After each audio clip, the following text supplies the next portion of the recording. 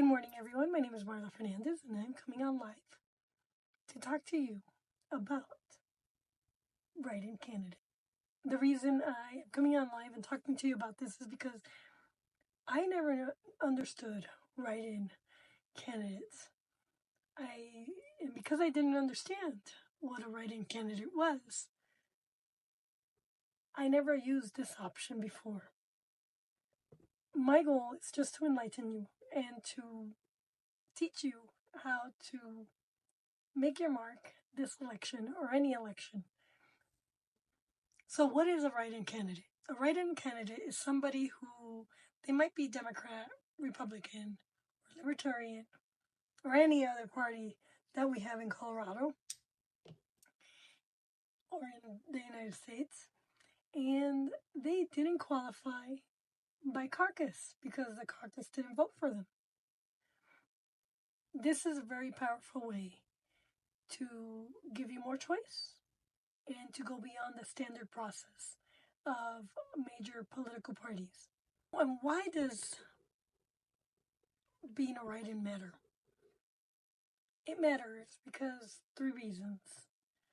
You get more choice and you get more voices. So if last time that I ran as a Republican candidate in my district, and I walked the district from one side to the other. And what I noticed was that many people in my district, while they care about the election and they care about their voices and they let me know their opinion, they don't vote. Some of them might be they don't vote because they're not citizens of the United States. Others may not vote because they don't feel their voices are heard anyways. So I want to say that being a write-in candidate now for this election and being sidestepped by my party, I view this as an opportunity to support individuals who might not have the financial backing or the political connections to appear on the ballot. But they have the passion to lead. And I want to say that I have the passion to lead you into a different direction than where we're going. And I think this is a wonderful opportunity that I've been given to do something different and to be me. The me is a grassroots. I'm very grassroots. So when I ran the last time, I went door knocking. I'm not somebody who stands in front of a podium and gives a speech. I never viewed giving speeches as something that I was called to do, although I am called to do it now. And I thank Usborne Books and More for teaching me how to be confident in front of the camera. And I'm very grateful for the African Leadership Group for teaching me how to be comfortable in front of the podium. So it's a work in progress for me. But this is a way to present you with real concerns rather than staying locked into the mainstream candidates. The other thing about being a write-in is that you could challenge the status quo. So this time around, I've been walking since November. Or maybe even further. I think September I decided that I wanted to run again. But I wasn't sure. But in November, I definitely started walking and talking to my neighbors. And I realized that a few of my neighbors, they didn't vote because they didn't want to be part of the system. And I'm like, what? This voting is like one step into having your voices heard, and if you don't vote, then you don't get a chance to discuss issues because you forwent the first step in representing. So the more I talked to people, the more I started getting ideas. And at first, I was sad. I was sad that I wasn't going to be the candidate. And I had to like acknowledge that and go through that pain of not being able to run again on the party platform. Um, it was a very hard journey for me. Um, but it's okay now. God has given me the grace to realize the opportunity that I have in being a write-in candidate. So, from the perspective of a write-in candidate now, this is something fresh and something new on the table, other than the right and the left. And you could challenge the traditional party lines and introduce innovative solutions to issues that you couldn't when you run for office as a party candidate. And it just gives you more different choices and how to.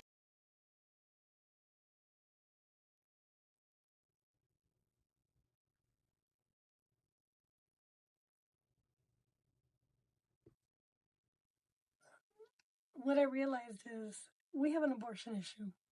And when I ran the first time, my party didn't want me to talk about abortion. I'm like, why not? It's a big deal. I mean, it's part of the Constitution. You have to talk about it. You have to debate it.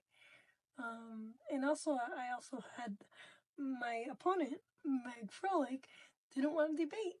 And I'm like, what? Why not? What are you afraid of? Are you afraid that I'm going to win? I mean, I hardly even know if I'm going to win. And it's not about winning. It's about discussing ideas. Debating it's just that. It's just a way of discussing ideas in a civil platform where people think that debating is all about getting mad and getting angry and just fighting. Debating is not fighting. Debating is collaborating. And so, and I'm already guilty of saying Comment below if I say too many. The third reason that it matters is it encourages civic participation. And I've already told you this, that we have people in our district that don't want to vote because they think that voting is part of the system and the system is corrupt. That's exactly what I've been told. Okay? That's some of the mindsets and thinking of the people in my district. So this, by being a write-in candidate, this becomes a more active role. Now I have to be even more engaged and be more persuasive and more talkative and more collaborative in going face to face with people and asking for the vote. So there are candidates on the Secretary of State's list that I'm like, who are these people?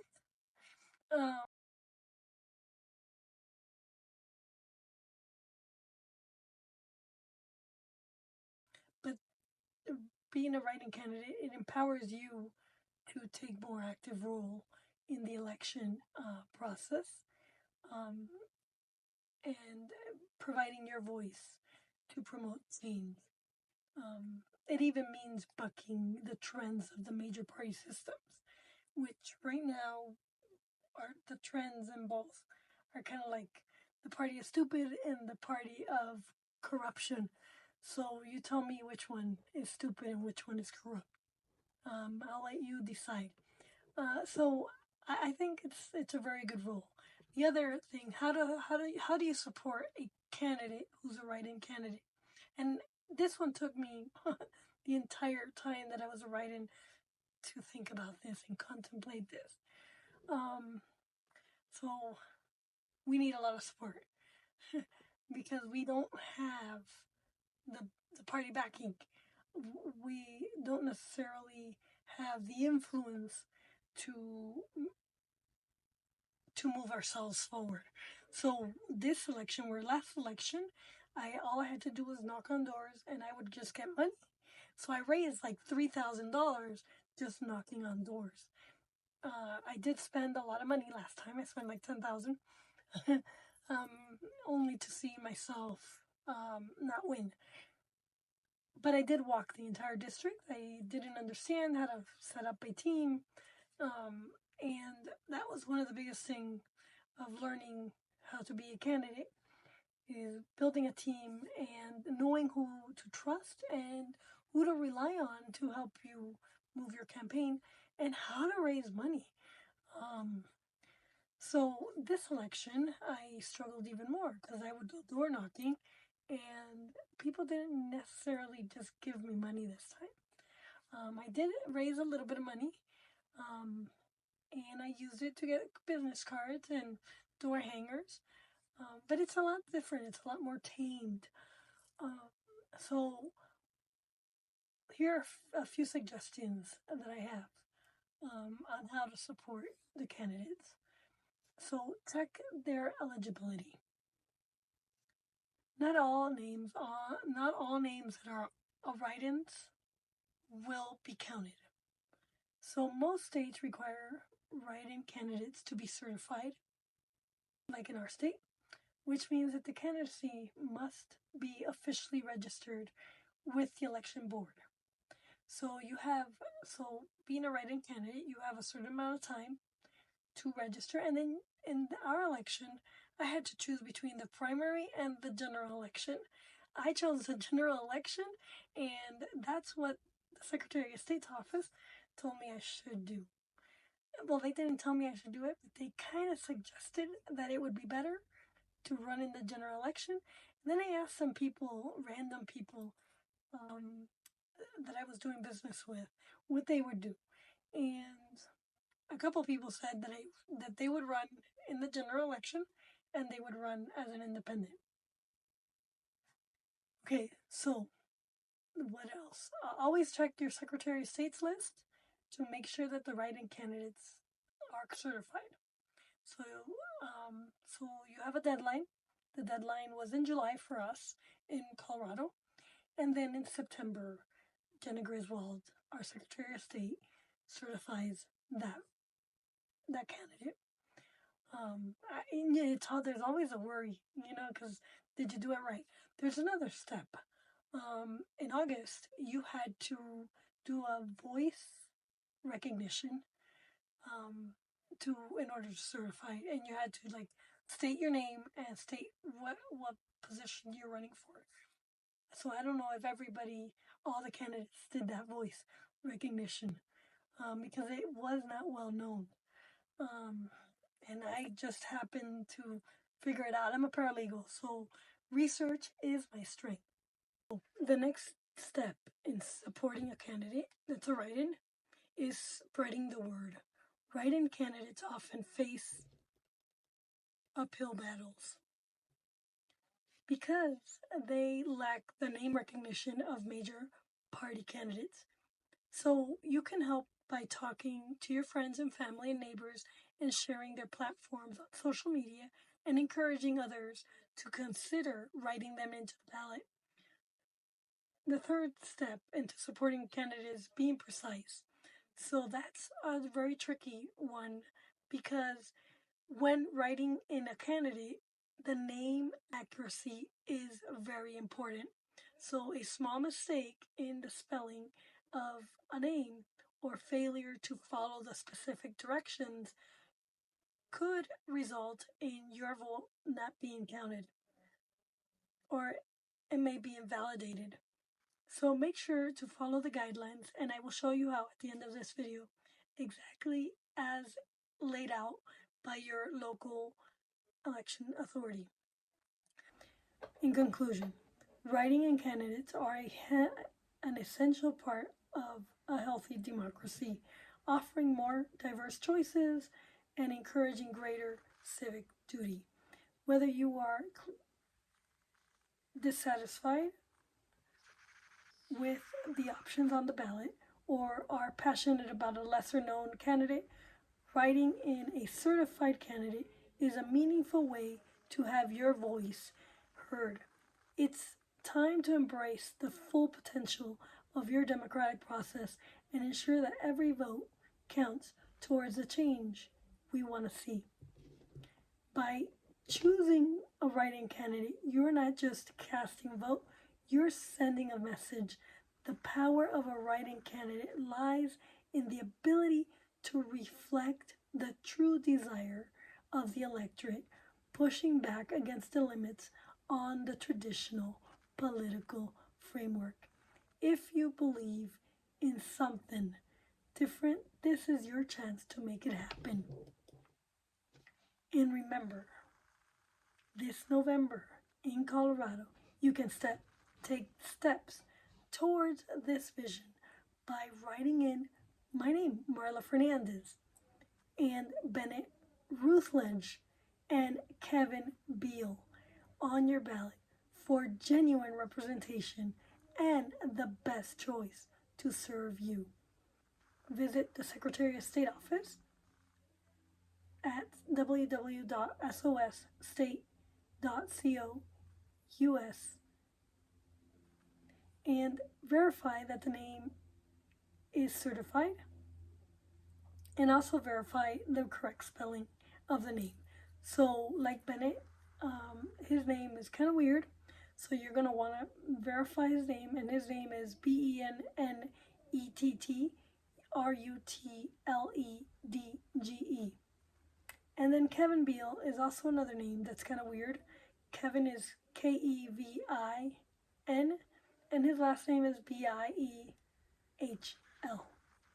So if they're in your district, you're going to want to verify that they're on the ballot and certified, and write their name in clearly and accurately. Thank you. Thank you very much, and I look forward